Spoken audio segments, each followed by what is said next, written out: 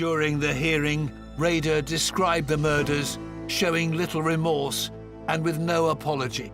Welcome to Watch Mojo. And today, we're examining some of the most dangerous inmates in the world. I just felt I had no mind. I felt something else was controlling me. Jason Barnum. Jason Barnum became known as Eyeball, and it's not hard to see why. Barnum's right eye is tattooed black, and he has an eyeball tattooed on his forehead. A serial burglar, Barnum was found hiding in a hotel in 2012 and opened fire on 2 police officers, wounding 1. He was subsequently arrested and sentenced to 22 years in prison in 2015. His charges included attempted murder, as well as car theft and burglary. He claimed to have been doing so to fund his addiction to illicit substances.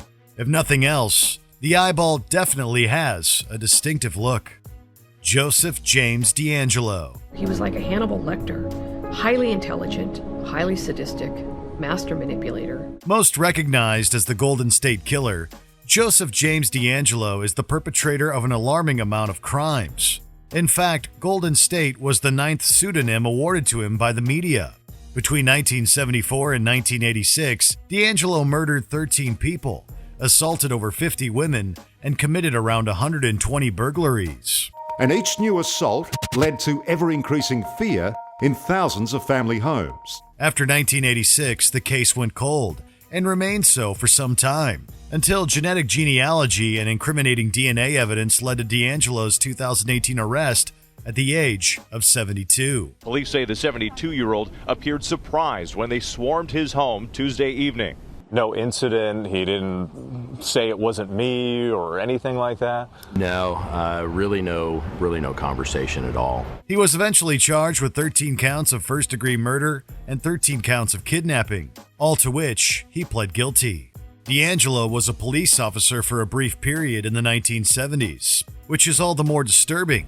He is currently serving life without parole. Joanna Dennehy.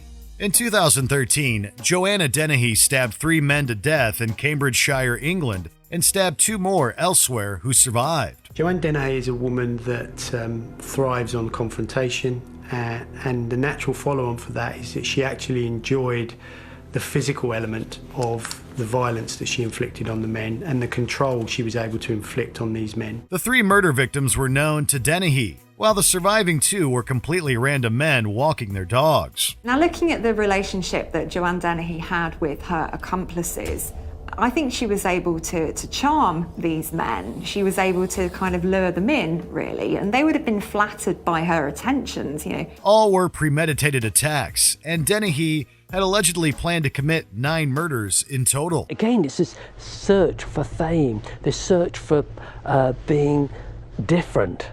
Passion that she had was to try and become a famous killer. While in custody, authorities found an escape plan Dennehy had written down, which involved cutting the finger off a wounded or murdered guard to open biometric scans on doors.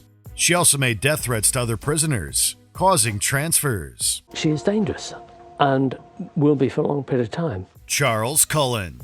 Medical professional serial killers are often referred to as angels of death or mercy. It's an odd nickname, as they're far from angels. In 1986, Charles Cullen graduated from nursing school. He worked at a number of New Jersey and Pennsylvania hospitals in his 16 years as a nurse, during which he administered lethal doses of various substances into multiple patients. The medications he used were brutal medications, for instance, that are paralytics, that you cannot speak, you cannot breathe, you cannot fight back, you cannot blink. He was finally arrested in 2003, and it was determined that he had officially killed 29 patients and possibly caused hundreds more deaths or complications. He was sentenced to 18 consecutive life sentences without parole. One of the reasons he gave for his action was the easing of patients' pain, but it was determined by one coworker that not all his victims were terminal. Did you get the sense at Somerset, for example, that any of your colleagues, any of the nurses, any of the doctors knew what was going on? No, I mean, until, the day I was fired, I mean, nobody gave me any indication that anybody was suspicious. Robert Maudsley. British serial killer Robert Maudsley was charged with 3 counts of murder and 1 of manslaughter committed between 1974 and 1978. All 4 of his victims were alleged or incarcerated offenders themselves. His first victim was a man who solicited Maudsley. His second was a fellow patient at the Broadmoor Psychiatric Hospital, and his last 2 were fellow inmates at Wakefield Prison. Maudsley claimed the only individuals who should fear him are sex offenders. In 1983, it was determined that Maudsley could not reside in the general prison population, and he was transferred to solitary confinement, in which he has been since. David Berkowitz. This was a terribly, pathetically lonely young man. Known as the Son of Sam, David Berkowitz's crime spree started in 1975, when he stabbed 2 women in the Bronx in New York. Between then and 1977, Berkowitz killed a total of 6 people and wounded 11, during which time he sent ominous letters to the NYPD and a Daily News journalist.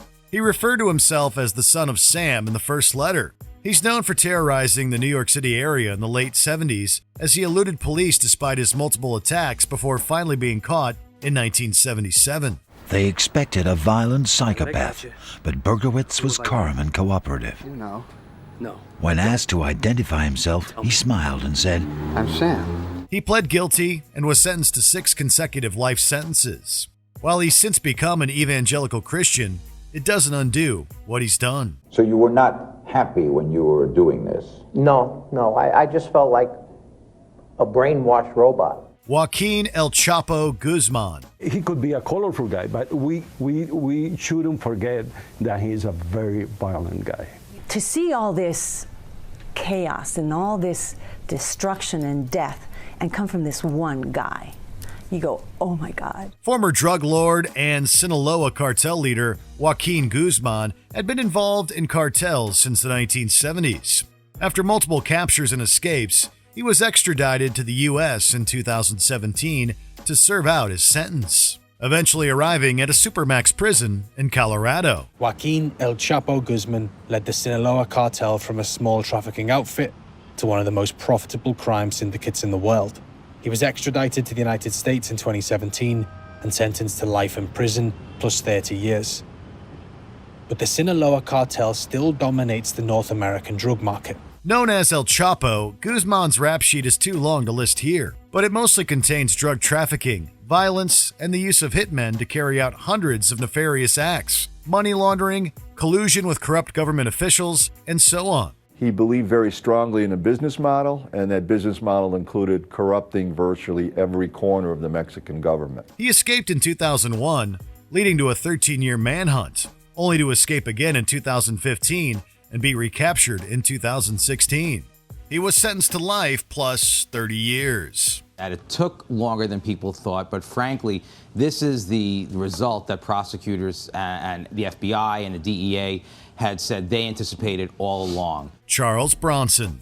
No, not that Charles Bronson. You know, I wanted to come off Cat A. I asked to go to a hostel because I didn't want to come back to prison. This one is known for being a violent prisoner more than anything else. Michael Gordon Peterson was given the stage name of Charles Bronson after the American actor by a promoter during the criminal's short-lived bare-knuckle boxing career in 1987. Bronson had been getting into trouble since his adolescence, joining a group of robbers at 13 years old. He was arrested several times for anything from crashing a stolen truck to burglary to armed robbery. As of 1993, Bronson has remained in custody due to his crimes within the prison system. He was transferred a number of times for violence against fellow inmates and prison guards. I can still do 95 press-ups in 30 seconds, so I'm still their governor, mate. Before we continue, be sure to subscribe to our channel and ring the bell to get notified about our latest videos. You have the option to be notified for occasional videos or all of them. If you're on your phone, make sure you go into your settings and switch on notifications. Dennis Rader. Dennis Rader is perhaps better known as the BTK killer. In my mind, there was 2 people in that body. One of them was a husband and father, the Boy Scout leader. The other one was an absolute animal. In the 17-year period between 1974 and 1991, Rader killed 10 people, consisting of 4 members of a family and 6 women.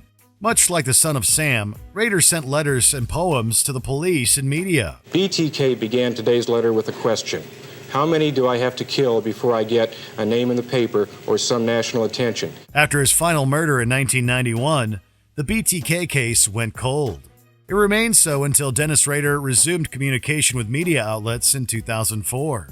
He even sent some packages, some of which contained bound dolls. One of those boxes contained a floppy disk. We got into the metadata and it showed that it had been typed on by a computer at a church in Park City. The name of the computer was registered to the name of Dennis. Investigators found the church president was Dennis Rader. Following these, some clever sleuthing led to his arrest in 2005. He is currently serving 10 consecutive life sentences. He remains in solitary confinement where he will stay for the rest of his life.